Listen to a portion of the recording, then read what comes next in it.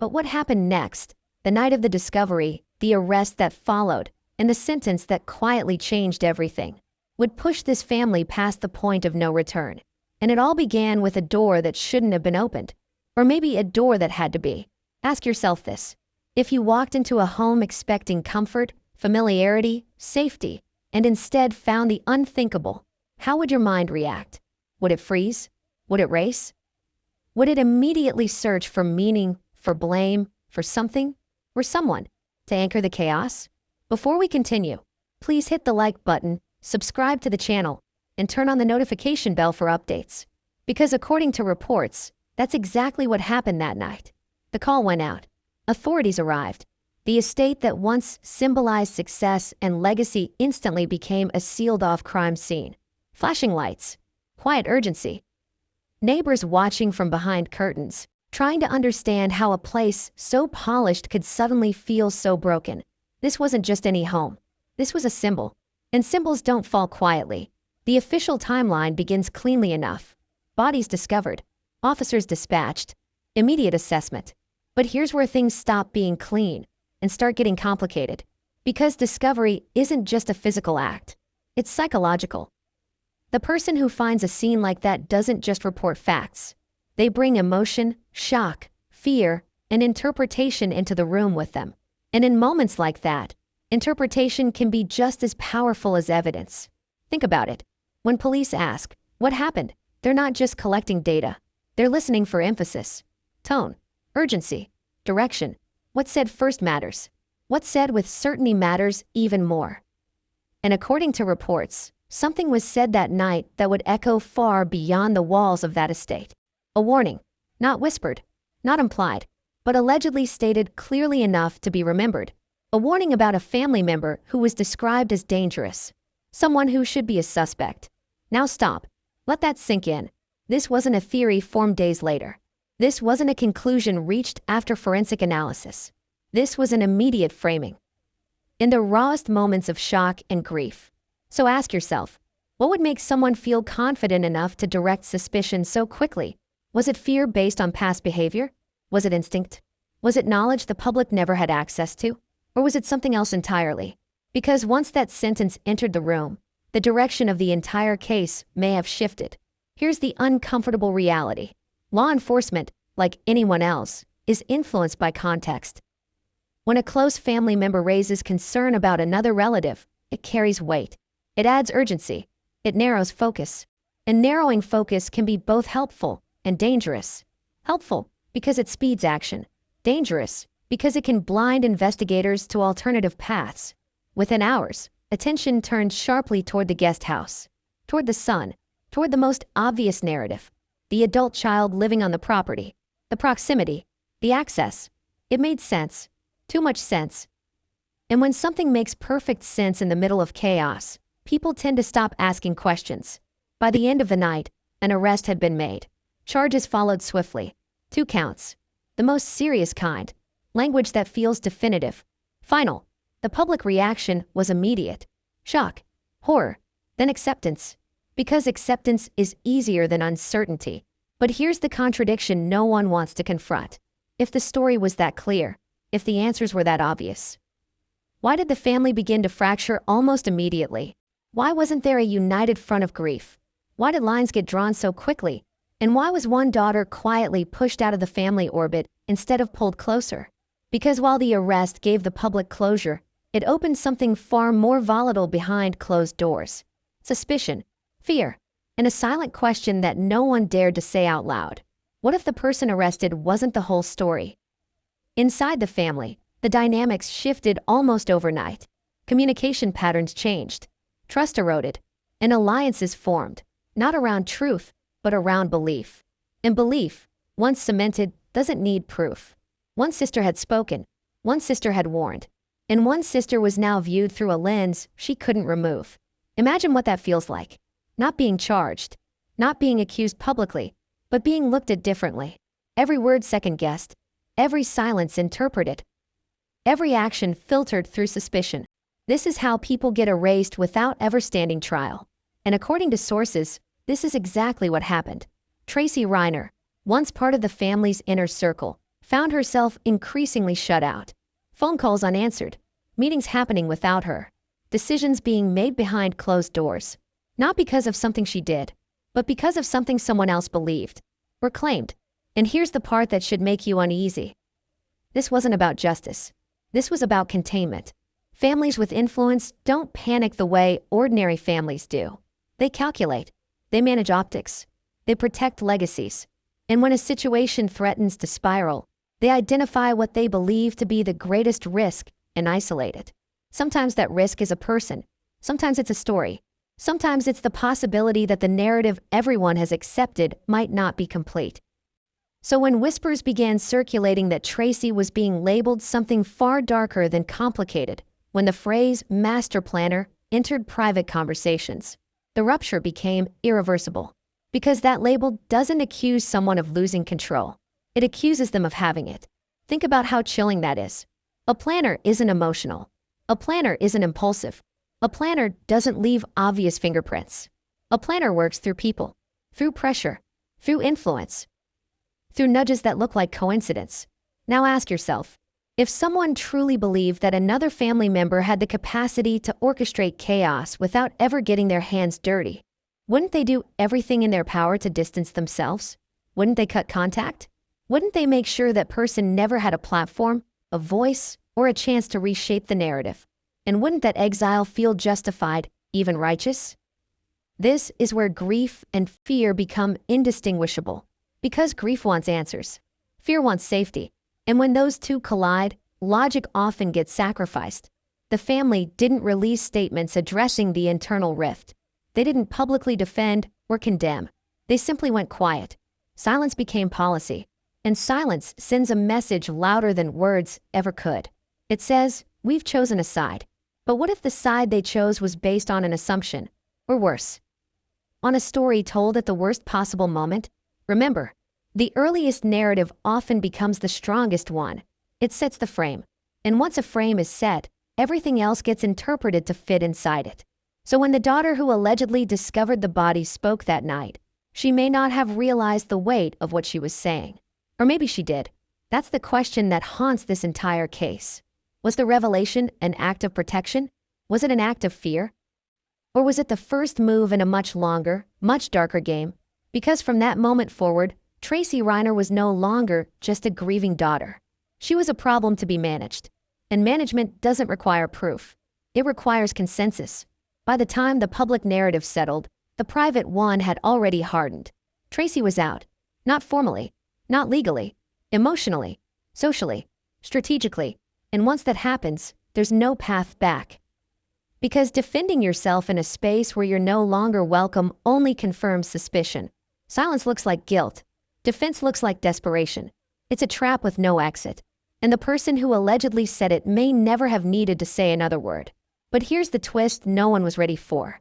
Because as the legal case moved forward, cracks began to appear, not in the evidence the public saw, but in the story that was never fully told. Timelines that didn't quite align. Questions that went unasked. And a growing sense that the truth, whatever it is, might be far messier than the headlines suggested. Which raises the most dangerous question of all. What if the arrest that brought comfort to the public brought terror to someone else? What if it allowed the real architect, if one exists, to finally breathe? And what if the person cast out wasn't guilty, but inconvenient? Because when families collapse this completely, it's rarely because of one act alone. It's because of what people choose to believe after it.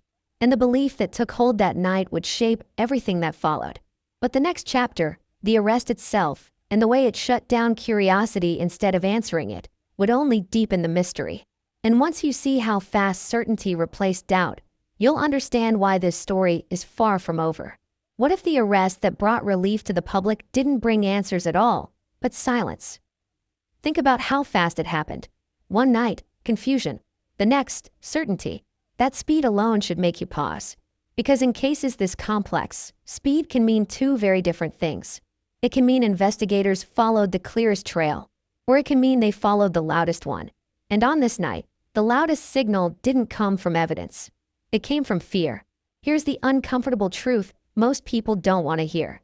Arrests don't end investigations. They redirect them.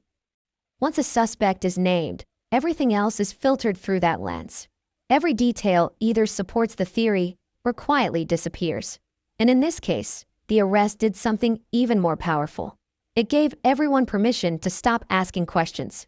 Ask yourself this: how often do you see a headline about a murder, read the words arrested and charged, and immediately move on? That's human nature. Closure feels good. Uncertainty doesn't. And by the morning after the discovery, closure was already being sold. The adult son, living on the property, charged with 2 counts of first-degree murder. It fit too neatly, because the most dangerous thing in any investigation isn't a lack of suspects. It's a suspect who makes perfect sense. From the outside, the narrative locked in almost instantly. Adult child with proximity, domestic environment, private property, nothing random, nothing external. And once that frame took hold, the story became simple. But simplicity is rarely truthful. Let's slow this down. When police make an arrest this quickly, they're acting on more than just forensic results. They're acting on context, testimony, and perceived risk. Someone had already been identified as dangerous. Someone had already been framed as a threat. So when attention turned to the guest house, it wasn't starting from zero. It was starting from suspicion. Now ask yourself something critical. If an investigator walks into a case already believing they know who they're looking for, how likely are they to question that belief? Not impossible, but much harder. Because challenging your first conclusion means admitting the possibility that you're wrong. And wrong is costly. The arrest changed everything, but not in the way most people think. It didn't just remove one person from the equation. It froze the equation in place. Once the charges were announced, the media narrative hardened. Language became definitive. Phrases like allegedly faded into the background, replaced by certainty in tone if not in law. And the family? The family fell silent. No public defense. No collective statement of grief. No visible unity. Just quiet compliance with the story as it was being told. And that silence spoke volumes. Because silence doesn't always mean agreement. Sometimes it means fear of disrupting something fragile. Sometimes it means relief that attention has been redirected. Sometimes it means survival. Inside the family, the arrest didn't bring peace. It brought panic. Because now there was an official version of events, and anyone who didn't fit neatly inside it became a liability. Think about what that does to internal dynamics. If you believe one family member has been correctly identified as the perpetrator, your instinct is to protect the rest of the family from further damage. But if you believe the story is incomplete, or worse, dangerously wrong, your instincts change. You stop talking. You stop trusting. You start calculating. This is where the contradiction becomes impossible to ignore. If the arrest resolved everything, why did relationships continue to unravel? Why did the emotional distance between siblings widen instead of narrow? Why was one daughter effectively erased instead of embraced during shared grief? Because something about the arrest didn't feel like resolution to everyone involved. For some, it felt like a shield. For others, it felt like a threat. And for one person in particular, it felt like the final seal on a narrative she could no longer influence. This is the part of the story that rarely gets told. The days after an arrest aren't calm. They're volatile. People replay conversations. They question memories. They reframe past conflicts through a new lens. And if someone had already been accused, quietly, internally, before the arrest ever happened, then that arrest didn't just confirm suspicion. It validated it. Now imagine being the person on the outside of that validation. Not charged, not questioned publicly, but suddenly viewed as someone whose presence is dangerous. Because if the son was capable of murder, the thinking goes, then who else might be capable of manipulation? Who else might have influenced him? Who else might have pulled strings without leaving fingerprints? This is where the phrase master planner becomes so powerful and so destructive. It suggests intent without action, influence without evidence, guilt without a crime.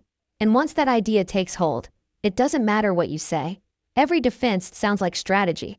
Every emotion sounds like performance. You are no longer a person. You are a theory. That's what the arrest allowed to happen. It gave the family a focal point for their fear, and in doing so, it allowed them to push another fear out of sight.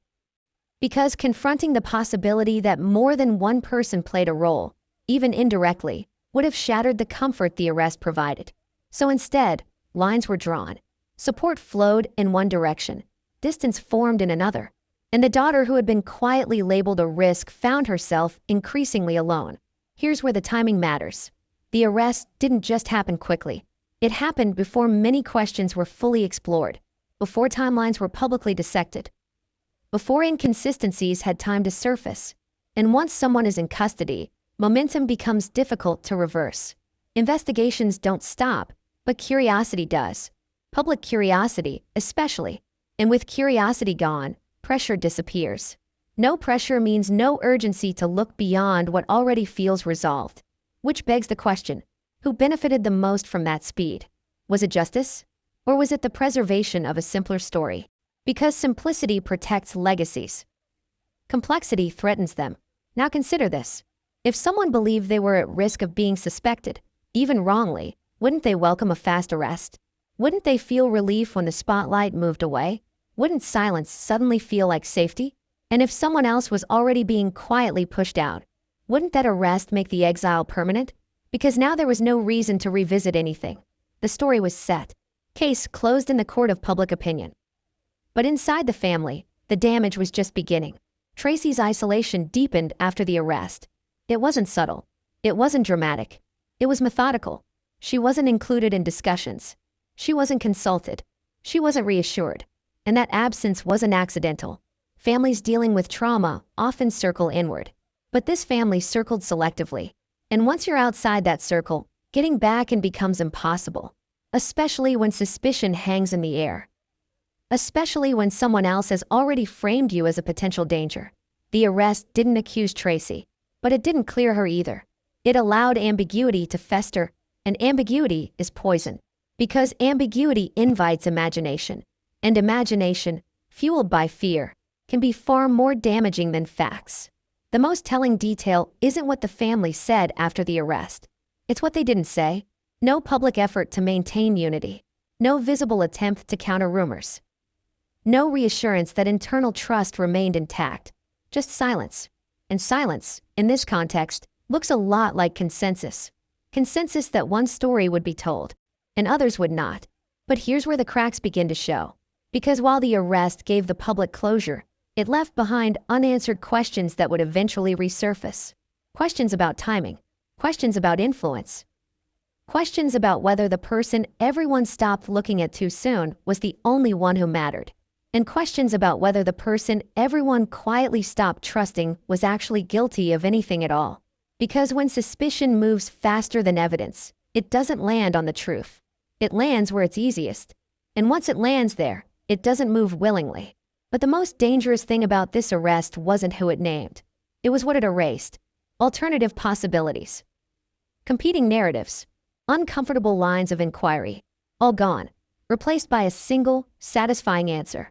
Yet satisfaction doesn't equal truth.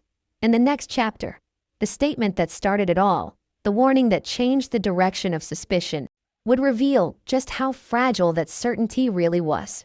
Because once you hear exactly what was allegedly said to police, and how it framed everything that followed, you'll understand why this arrest may have been the beginning of the end, not the conclusion. And what came next would force everyone to confront a question no one wanted to answer. What if the wrong certainty arrived at exactly the right time? What if one sentence, spoken in shock, whispered in fear, or delivered with absolute certainty, was enough to decide who would be believed and who would be erased? Because before the arrest hardened the narrative, before the headlines froze the story in place, there was a moment that mattered more than all the others combined. A moment when words were chosen, and once spoken, could never be taken back. This is where everything turns. According to reports, it was the daughter who discovered the bodies who spoke to police that night. The timing matters. The state of mind matters. The emotional storm matters. Because statements made in the first hours of trauma don't exist in a vacuum. They shape the direction of everything that follows. And what she allegedly said wasn't neutral. It wasn't vague. It wasn't cautious. She reportedly warned authorities about a dangerous family member. Someone who, in her view, should be a suspect. Stop there. Let's slow that down. Not someone to look into. Not someone who might have issues. But someone who should be. And once belief becomes shared, it becomes reality, regardless of facts. From that night forward, Tracy wasn't just another grieving daughter. She was the one mentioned, the one associated with danger, the one people spoke about instead of to. And this is where the real damage happened. Not in police files, but in family rooms. Because accusations inside families don't get resolved through evidence. They get resolved through exile. People stop inviting you. They stop calling. They stop trusting. And eventually, they stop seeing you as part of the family at all. This is what makes the master planner allegation so devastating. It doesn't accuse someone of losing control. It accuses them of having too much. It suggests that every interaction was calculated, that every emotion was a tool, that even grief could be performative. Once someone believes that, reconciliation becomes impossible. Because how do you defend yourself against an accusation that says your defense is part of the plan? You can't. And the person who made the original statement, whether intentionally or not, holds immense power. They don't need to repeat it. They don't need to prove it. The damage is already done. Here's the detail that should make you uneasy. The warning wasn't followed by clarification. There was no later moment where Romy publicly softened her words. No attempt to contextualize or walk them back. No effort to heal the rupture they caused. Instead, silence followed. And silence, again, did the work. Because silence allows others to fill in the blanks. And people almost always fill blanks with fear. Now ask yourself this. If Romy believed what she said was absolutely true, why hasn't she pushed for it to be fully examined? Why hasn't the family demanded transparency? Why has the focus remained narrowly fixed on the arrested suspect? While the internal accusation remains unresolved, unless the goal was never to expose, unless the goal was to redirect, because there's another possibility people avoid because it's uncomfortable. What if the revelation wasn't about justice at all? What if it was about survival? In families under extreme stress, survival instincts take over. You protect yourself. You protect your future. You protect the version of events that keeps you safe. And sometimes that means identifying someone else as the threat, whether they are or not. That doesn't make the accuser evil. It makes them human. But it does make the consequences devastating.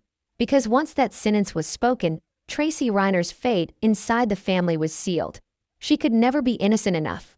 She could never be trusted again. And she could never undo a narrative formed at the worst possible moment. This is the part of the story that never makes headlines. Because it's not dramatic in the obvious way. It's quiet. It's psychological. And it destroys people without leaving visible scars.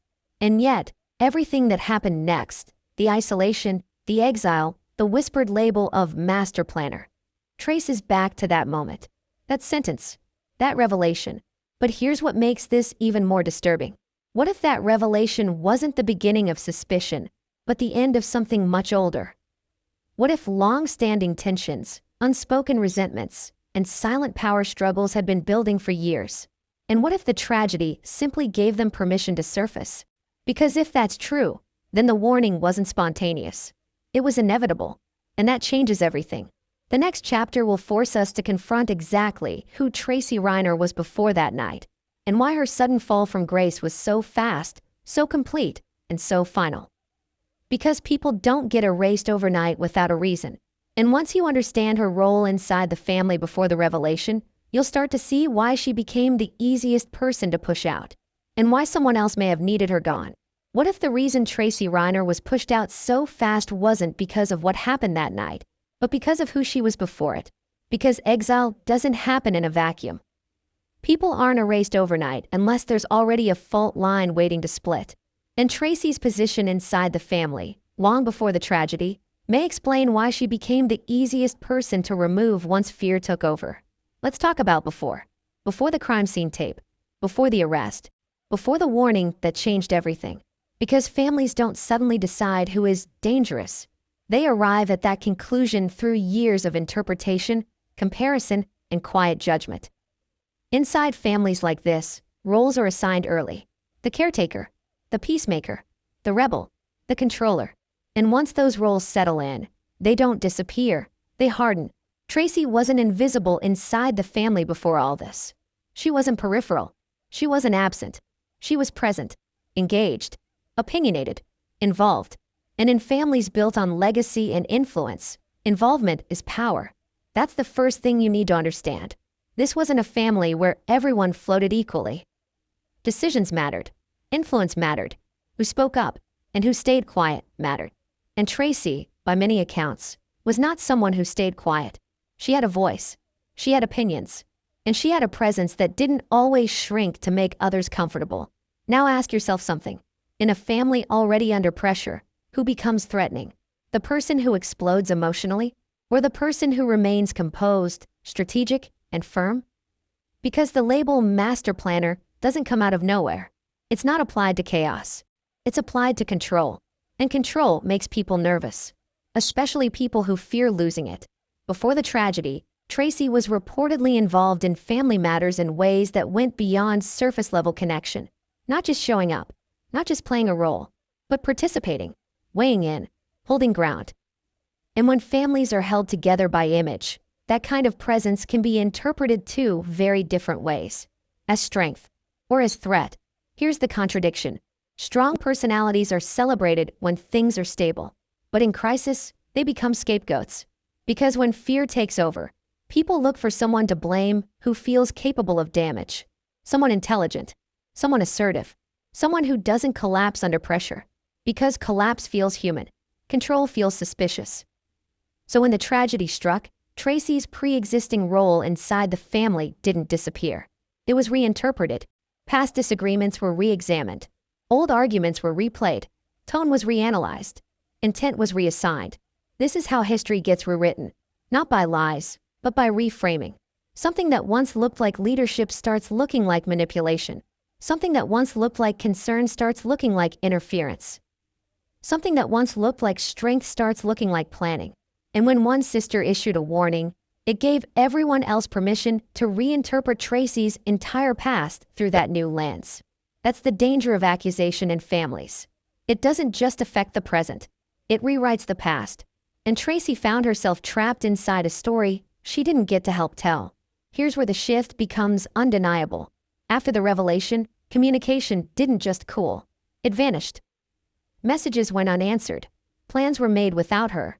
Information stopped flowing. This wasn't an emotional reaction. It was a structural one. You don't accidentally cut someone out of a family's inner workings. You decide to. And that decision is usually justified internally with a simple belief. We can't risk her being involved. Risk. That word tells you everything. Risk of what? Of influence? Of disruption? Of her asking the wrong questions? Or of her seeing something others didn't want acknowledged? Because exclusion isn't just punishment. It's containment. If Tracy was truly believed to be dangerous, cutting her off makes emotional sense. But if she wasn't dangerous, if she was simply inconvenient, then exile becomes something else entirely. It becomes strategy. And this is where things get especially uncomfortable. Because there's no public record of Tracy being questioned, charged, or formally accused. No legal action. No official statements. Just disappearance from the family's narrative. Which means the decision to remove her wasn't driven by evidence. It was driven by belief. Belief fueled by fear. And fear spreads fast in closed systems. Think about how families behave when they believe someone inside them is capable of harm. They don't debate. They don't investigate. They retreat. They form alliances. They choose safety over fairness. And they often choose the version of events that makes the most sense emotionally, not logically. For some in the family, believing Tracy was dangerous may have been easier than confronting deeper uncertainties. Because if Tracy was the problem, then the story had boundaries. Then the chaos could be contained. Then the tragedy had a shape. But if Tracy wasn't the problem, if the dynamics were more complex, then nothing felt stable anymore. And instability is terrifying. So she was removed. Quietly, effectively, and without explanation. That silence wasn't kindness. It was finality. This is what exile looks like in powerful families. No shouting matches. No dramatic confrontations. Just absence. And absence sends a message that doesn't need words. You are no longer one of us. Now put yourself in Tracy's position. Imagine waking up to realize your family no longer trusts you. Not because of something you did, but because of something someone said. Imagine knowing that defending yourself only makes you look worse. Because what does a master planner do when accused? They deny. And denial sounds calculated. They get emotional. And emotion looks performative. They stay quiet. And silence looks like guilt. There is no safe response. That's what makes this kind of accusation so lethal. It traps you in a narrative you can't escape. And once the family closed ranks without her, there was no path back. Even grief became inaccessible. Because grief is communal, and Tracy was no longer part of the community. This is where people misunderstand exile. They think it's about punishment. It's not. It's about control. Removing a perceived risk restores a sense of order. It allows those who remain to feel safer, even if that safety is built on an assumption, or a misunderstanding, or a lie. And once that order is restored, no one wants to disrupt it by asking uncomfortable questions. Which brings us to the most unsettling part. What if Tracy's exile wasn't just a reaction to the revelation, but a long-awaited opportunity? What if tensions had been building quietly for years? What if the tragedy didn't create the rift, it exposed it? Because families don't fracture this completely unless the cracks were already there. So when Romy spoke to police that night, she may not have been creating suspicion. She may have been releasing it. And once released, it rushed toward the person it had been waiting for all along. The one who stood out. The one who didn't blend in. The one who had influence without needing permission. That person was Tracy. And whether that made her dangerous or simply different is the question no one inside the family seems willing to answer. But here's what we do know. People don't get cut off without consequence. Exile creates silence. Silence creates distortion. And distortion allows narratives to grow unchecked. Which means the story about Tracy didn't stop evolving once she was pushed out. It continued, without her. And stories told without the subject present tend to grow darker, more extreme, more certain, until eventually, no one remembers that there was ever another way to see things. This is how scapegoats are born, not through proof, but through repetition. And the more Tracy was absent, the easier it became to imagine her as capable of anything, including planning, including manipulation, including something no one could prove, but everyone could fear. And that fear would soon find a name, a phrase whispered in private, a label that would follow her without ever being spoken publicly, master planner. But the next chapter forces us to confront what that label really means, and whether it describes a person or a projection. Because once we examine where that accusation came from, and who it truly serves, the story takes a far more disturbing turn. And it will raise a question that no one inside the family wants to face. What if the person accused of controlling everything never had control at all? What does it really mean to call someone a master planner? Because that phrase doesn't accuse a person of rage. It doesn't accuse them of losing control. It accuses them of something far colder. Intent, calculation, patience. And once that idea enters a family's bloodstream, it poisons everything. Ask yourself this. When people say master planner, what do they picture? Someone who doesn't shout. Someone who doesn't panic. Someone who doesn't act impulsively. Someone who waits. Someone who nudges. Someone who understands people well enough to move them without force. Now here's the unsettling part. That description doesn't fit the stereotype of violence most people expect. It fits someone who understands systems. And families are systems. Complex ones. With pressure points. With loyalties. With unspoken rules. So when that label began circulating quietly inside the family, it didn't describe a crime. It described a fear. The fear that everything which happened wasn't chaotic at all. That it unfolded exactly the way someone wanted it to. And once that fear took root, it changed how every memory was interpreted. Suddenly, moments from the past took on new meaning. A suggestion once seen as helpful became manipulation. A disagreement once seen as healthy became strategy. A calm response once seen as maturity became calculation. This is how hindsight works when fear is driving the narrative. It edits. And those edits always point in the same direction, toward the person who feels most capable. Here's the contradiction that makes this accusation so dangerous.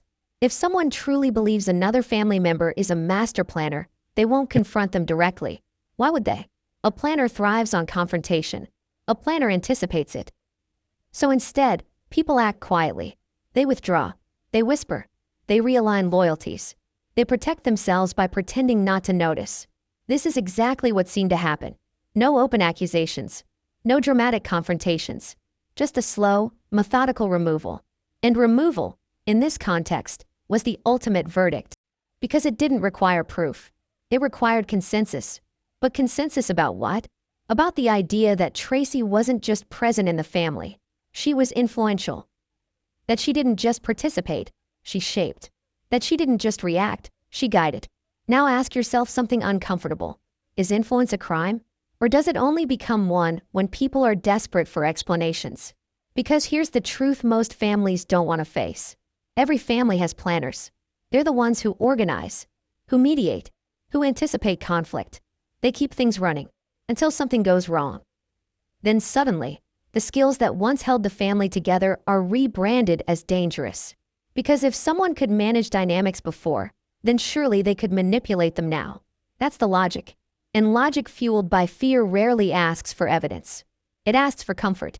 Let's talk about motive, or rather, the lack of one. The master planner allegation never came with a clear explanation of why. Why would Tracy want this outcome? Why would she benefit? Why would she orchestrate something so catastrophic? Those questions never received answers. Because in accusations like this, motive isn't required. Capability is enough. If someone believes you are capable of something, they don't need to understand why you'd do it. They only need to believe that you could. And capability is subjective. It's shaped by personality, by presence, by how someone carries themselves in moments of stress. Tracy didn't collapse publicly. She didn't spiral. She didn't perform grief the way others expected. And in a family drowning in trauma, that alone can look suspicious. Because visible pain is reassuring. Composure is not. So composure became evidence. Strength became threat. And emotional control became proof of something darker. This is where the accusation becomes self-sustaining. Every behavior confirms it. If she speaks, she's manipulating. If she stays silent, she's hiding. If she distances herself, she's calculating. If she seeks connection, she's influencing. There is no neutral ground. That's the trap of being labeled a master planner. The label explains everything, even when nothing is proven. Now consider who benefits from that label sticking. Not the legal system, not the investigation, the family. Because as long as Tracy is viewed as the unseen architect, attention never turns inward. It never asks harder questions about shared responsibility, about systemic dysfunction, about long-standing dynamics that may have contributed to tragedy without a single villain at the center. Blaming one person for control absolves everyone else of accountability. And that's comforting. Comforting enough to protect at all costs. This is why the label was never challenged. Not openly, not privately, as far as anyone can tell. Because challenging it would mean reopening uncertainty. And uncertainty threatens the fragile stability the family was clinging to after the arrest. Now think about how isolating this must have been. Tracy wasn't accused publicly. She wasn't given a platform to respond. She wasn't even told explicitly what she was being accused of. She simply felt the doors closing, the silence, the absence, and eventually, the understanding that whatever was being said about her was powerful enough that no one wanted her near them. That's the cruelest part. Being condemned without ever being confronted. It denies you the dignity of defense. And that denial is intentional. Because confrontation invites questions. Silence does not. The idea of Tracy as a master planner didn't need to be spoken out loud. It lived in looks, in pauses, in who was invited and who wasn't. And once it settled into the family's unspoken agreement, it became untouchable. Here's another contradiction that should bother you. If the family truly believed Tracy was that dangerous, why wasn't law enforcement urged to investigate her more deeply? Why wasn't there insistence on transparency? Why wasn't there a push to expose the alleged planning? Because doing so would risk destabilizing the narrative that had already brought some sense of order. And order was more important than truth. This is the part no one likes to admit. Sometimes families don't want justice. They want quiet. And the arrest provided that. It gave them something to point to. Something definitive. Something that allowed them to move forward without looking back. As long as Tracy stayed silent. As long as she stayed away. As long as she accepted exile. But silence doesn't mean guilt. And absence doesn't mean responsibility. It often means the opposite. It means someone knows the cost of speaking. Because speaking would challenge the story everyone else has chosen to live with. True master planners don't get erased. They remain close. They maintain access. They keep influence. Being exiled doesn't fit the profile. Being cut off doesn't align with control. If Tracy were truly orchestrating anything, pushing her out would make no sense. unless the planning was never real, unless the label served a different purpose, one that had nothing to do with her actions and everything to do with everyone else's fear. Because fear doesn't need facts. It needs stories. And once a story provides safety, it doesn't get questioned. But the problem with stories built on fear is that they eventually unravel. Details stop lining up. Assumptions start to wobble. And the longer silence stretches, the louder unanswered questions become. Which brings us to the next turning point. Because while the family was busy protecting a fragile narrative, attention was quietly shifting towards someone else. Someone whose role in the tragedy looked increasingly complicated the more closely you examined it. And the deeper we look into that role, the harder it becomes to believe that everything was as simple as it first appeared. The next chapter forces us to confront the person at the center of the arrest, and whether he was truly acting alone or standing in for something far more complex. Because once we examine that relationship, the entire idea of a master planner begins to collapse. And what replaces it is far more unsettling. What if the person everyone focused on wasn't the architect of the tragedy, but the pressure point? Because once you strip away the headlines, once you step past the certainty of the arrest, one uncomfortable possibility refuses to disappear. That the person at the center of the charges may not have been acting in isolation at all. Ask yourself this. When families collapse under stress, who absorbs the impact? Is it the most powerful person? Or the most vulnerable one? Because power deflects, vulnerability absorbs. And when you look closely at Nick's position inside this family, vulnerability becomes impossible to ignore. Let's start with the obvious. Nick lived on the property. That fact alone made him the most visible target the moment something went wrong. Proximity is powerful. It simplifies suspicion. It allows a clean story to form. Adult son, on-site, access. It writes itself. But proximity doesn't equal agency. And access doesn't equal control. In many families, the person closest physically is often the furthest from real power. They're present, but not influential. They're seen, but not heard. They're involved, but not steering. And that distinction matters more than most people realize. Before the tragedy, Nick's role inside the family was complex. Not dominant, not authoritative, but dependent. Living in the guest house isn't the same as running the household. It suggests proximity without autonomy, connection without control. Now pause. Ask yourself this. Who benefits from living on family property as an adult? Someone who's thriving independently, or someone who needs support? Because when adult children remain physically tethered to family estates, it often signals a power imbalance. Support can be love, but it can also be leverage. And leverage is where things get dangerous. People who live within a family's orbit, especially one defined by legacy and expectations, often feel pressure they can't articulate. Pressure to belong, pressure to conform, pressure to not disrupt. That pressure doesn't explode outward. It collapses inward. And inward collapse can look like instability. Now consider how quickly the narrative framed Nick as the sole actor. No discussion of influence. No exploration of family dynamics. No curiosity about emotional context. Just a straight line from access to guilt.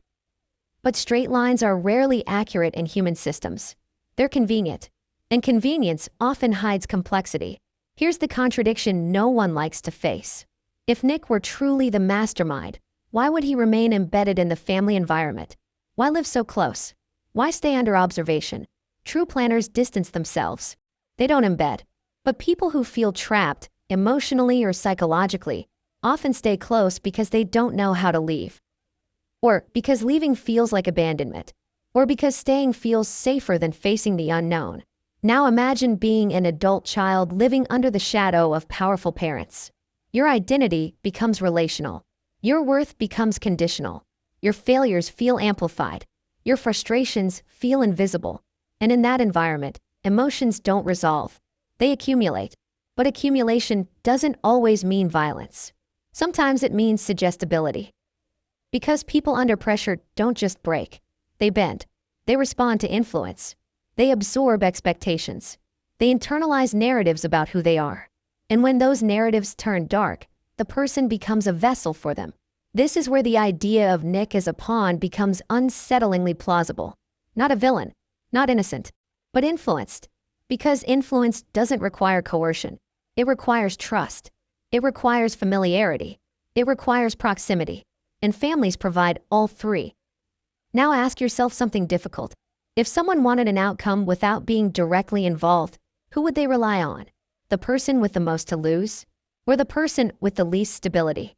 Because instability doesn't plan. It reacts.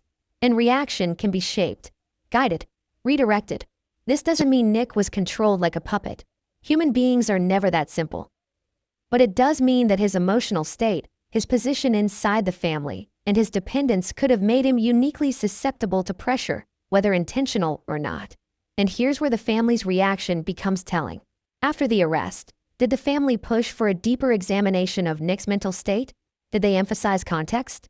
Did they seek to understand what might have led to such an outcome? Or did they accept the simplest explanation and move on? Because acceptance without curiosity often signals relief. Relief that attention has been redirected. Relief that someone else is carrying the weight. And that relief can coexist with grief. People don't like to admit that. But it's true. When chaos finds a container, even a tragic one, the nervous system relaxes. Now think about Tracy's exile in this context. If Nick was the visible actor, and Tracy was the invisible planner, the story suddenly had symmetry. One person commits. Another influences. Everyone else remains protected. That's a comforting structure. It assigns roles. It limits responsibility. It contains blame. And it removes the need to ask harder questions about collective dynamics. But here's the detail that doesn't fit. Nick's arrest didn't lead to family unity. It didn't bring shared grief. It didn't produce collective healing. Instead, it intensified division, which suggests the arrest didn't resolve internal uncertainty. It merely covered it. Because if the family truly believed the story was complete, there would be no reason to continue isolating Tracy. The threat would be gone, the danger neutralized. But the exile persisted, which implies something else was driving it. Fear of what she might say. Fear of what she might challenge. Fear of destabilizing the narrative that made Nick's arrest feel sufficient. Now let's talk about psychology. People who act violently rarely see themselves as villains. They see themselves as reacting to unbearable pressure. And pressure doesn't come from nowhere. It accumulates in relationships, in expectations, in silence. So when people ask, how could this happen? They're often asking the wrong question. The better question is, what environment made this outcome possible? And environments are shaped by more than one person. This is why the idea of a lone actor is so seductive. It absolves everyone else. It turns a systemic failure into an individual flaw. But systems don't collapse because of one weak link. They collapse because pressure isn't distributed evenly. And Nick may have been the point where all that pressure converged. Now imagine this. A family under strain, long-standing tensions, unspoken resentments, a need to maintain image. And within that environment, one person struggling to define themselves outside of it. One person absorbing conflict without authority. One person caught between loyalty and selfhood. That person doesn't need to be manipulated to be influenced. They just need to feel that something is expected of them, or that something is inevitable. This is where the story becomes deeply uncomfortable. Because if Nick was reacting to an environment rather than acting independently, then responsibility becomes diffuse. And diffuse responsibility is terrifying. It means no one gets to walk away clean. It means everyone has to look inward. And looking inward was the one thing this family seemed desperate to avoid. Which is why the narrative stayed narrow. Which is why the label master planner stuck to Tracy. Which is why Nick's role was frozen at the level of action, not context. And which is why no one wanted to reopen the story once the arrest was made. Because reopening it would mean acknowledging that the family itself might have contributed to the conditions that led to tragedy. That's a much harder truth to face. Now ask yourself this. If Nick were truly acting alone, why would anyone else need to be silenced? Why would Tracy's presence be threatening? Why would the family need to protect the narrative so carefully? Unless the truth is messier. Unless Nick's actions, whatever their nature, intersected with dynamics no one wanted examined. And that brings us to the most unsettling possibility of all. What if Nick wasn't the beginning of the story, but the end point? What if everything leading up to that night mattered just as much as what happened on it? And what if understanding Nick means understanding the family structure that surrounded him? Because when people are pushed past their breaking point, it's rarely because of one moment. It's because of 1,000 small ones that were never addressed. And families that don't address those moments don't get to claim innocence when things finally break. But the next chapter forces us to confront something even more disturbing. Because while attention remained fixed on Nick and suspicion hovered around Tracy, another question quietly emerged. What if the timeline itself doesn't tell the story we think it does? What if key moments don't line up the way they should? And what if those gaps reveal something no one was supposed to notice? Because once we examine the missing hours, the pauses, the silences, the moments no one can quite explain, the entire case begins to shift. And when it shifts, the idea of certainty collapses completely. What if the most important part of this story isn't what happened, but when it happened? Because timelines don't just organize events. They expose intention. And when a timeline starts to wobble, it doesn't just create confusion. It creates opportunity. Opportunity for assumptions. Opportunity for narratives. Opportunity for someone else to step in and define meaning before facts can catch up. Now ask yourself this. How many times have you heard a case described as clear, only to later discover that the hours leading up to the critical moment were anything but? Because certainty loves clean timelines. And this timeline, it isn't clean. Let's go back to the hours before the discovery, not the crime itself, not the arrest, the quiet stretch before everything shattered. This is where stories either hold or fall apart. According to official reporting, the date of death was established as Sunday, December 14th. The manner, homicide. The cause, multiple sharp force injuries. Those are conclusions. But conclusions are built on sequences. And sequences depend on time. Who was where? Who saw whom? Who spoke? And who didn't? And most importantly, who had space to act without being seen? Here's the first thing that should make you uneasy. The public was given a date, but not a detailed breakdown of the hours leading up to that date. No granular timeline. No minute-by-minute reconstruction. Just enough information to satisfy surface-level curiosity. That alone isn't proof of anything, but it is a choice. Because in high-profile cases, investigators often release timelines to establish transparency. When they don't, it raises a question. Is the timeline incomplete or inconvenient? Now consider this. In a household of that size, with multiple structures on the property, movement matters. The main house, the guest house, the grounds. Distance creates opportunity. Opportunity creates ambiguity. And ambiguity is where narratives compete. Ask yourself something simple. How long does it take for something like this to happen? Not emotionally. Logistically, minutes matter. And those minutes don't vanish. They exist somewhere in the timeline, unless they're intentionally compressed. This is where the gaps begin. The exact time of death hasn't been publicly dissected in detail. The window between last confirmed contact and discovery remains broad. And that breadth matters. Because wide windows allow multiple scenarios to coexist. Scenarios that point in different directions. Now think about the discovery itself. Who found the bodies? When? And under what circumstances? These details shape everything. Because the person who discovers a crime scene controls the first narrative. They set the tone. They describe what's noticed first. They frame urgency. And they influence what law enforcement prioritizes. If something was already suspected before discovery, that suspicion travels forward. It colors interpretation. It narrows focus.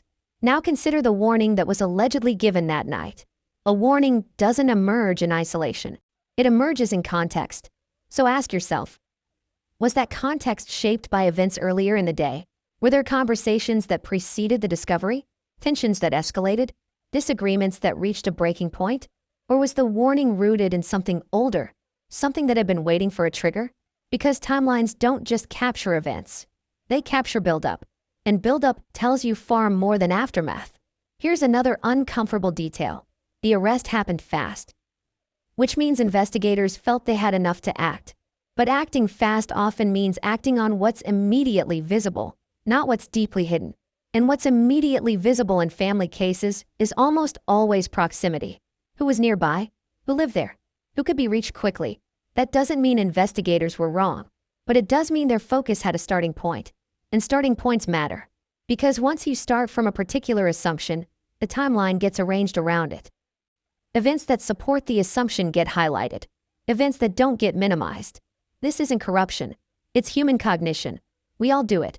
Now ask yourself this. If the timeline had been constructed starting from a different assumption, would it look the same? Would the same gaps exist? Would the same hours remain unexplored? Because here's what we do know. The family fractured almost immediately after the discovery, which means something happened in those early hours. Emotionally, relationally, that went beyond shock. Words were exchanged, decisions were made, and those decisions didn't wait for evidence. They waited for belief. Belief forms fast in the absence of clarity, and timelines that lack clarity invite belief to fill the void. This is where missing hours become dangerous, because missing hours allow people to project motives, to imagine sequences, to connect dots that may not actually exist. And once those imagined sequences settle in, they're hard to dislodge, especially when silence follows. Let's talk about silence. After the discovery and arrest, the family didn't publicly dissect the timeline. They didn't challenge inconsistencies. They didn't demand clarification. They accepted the version of events that had already solidified. And acceptance without scrutiny is telling, because scrutiny threatens stability, and stability was clearly prioritized. Now think about Tracy's exile again. If there were timeline gaps that raise questions she might ask, or might already have been asking, her presence would be disruptive. People who ask questions are dangerous in moments when certainty is being used as emotional armor. And if Tracy was known to be someone who engaged, who questioned, who didn't accept surface explanations easily, that alone could make her unwelcome. Because timelines don't just tell stories. They invite interrogation, and interrogation destabilizes fragile narratives. Now consider Nick's position in the timeline. Living on the property placed him inside every possible window. That made him the most convenient anchor point. But convenience isn't the same as causality. It's just easier. And easier stories spread faster. Now imagine if the timeline were expanded instead of compressed. Imagine if attention moved outward instead of inward, to conversations earlier that day, to emotional dynamics in the days leading up to it, to tensions that didn't explode but simmered. That kind of timeline doesn't produce neat villains. It produces uncomfortable complexity. And complexity is exactly what this family seemed desperate to avoid. Which brings us to the most troubling implication of all. What if the timeline gaps aren't accidental? What if they exist because filling them would force people to confront questions they're not ready to answer? Questions like, who knew what and when? Who influenced whom and how? Who benefits from a narrow timeline? Because timelines don't just reveal events. They reveal power. The power to define what matters. And the power to ignore what doesn't. Now ask yourself this. If the truth were simple, would there be so many unanswered hours? If the story were complete, would there be so much silence around how it unfolded? And if the family truly believed the matter was settled, why does the timeline still feel so unfinished? Because unfinished timelines don't go away. They haunt. They resurface. They demand resolution. And when they finally get it, the story people thought they knew often looks very different. The next chapter forces us to confront exactly why Tracy's exclusion became permanent, not just emotionally, but strategically. Because once you understand how timeline gaps threaten narratives, you'll understand why someone who might challenge those gaps had to be removed, and why the family's silence may not be about grief at all, but about containment. What if Tracy's exclusion wasn't just emotional fallout, but a calculated response to risk? Because once you understand how fragile the timeline really is, her disappearance from the family stops looking accidental. It starts looking necessary. Let's stay with the timeline for a moment, because this is where pressure reveals priorities. When hours are missing, when sequences are compressed, when clarity is postponed, the people who benefit most are those who don't want questions asked. And the people who suffer most are the ones who ask them anyway. Families in crisis don't usually think in terms of evidence. They think in terms of stability. What keeps us functioning tomorrow? What keeps the outside world from tearing us?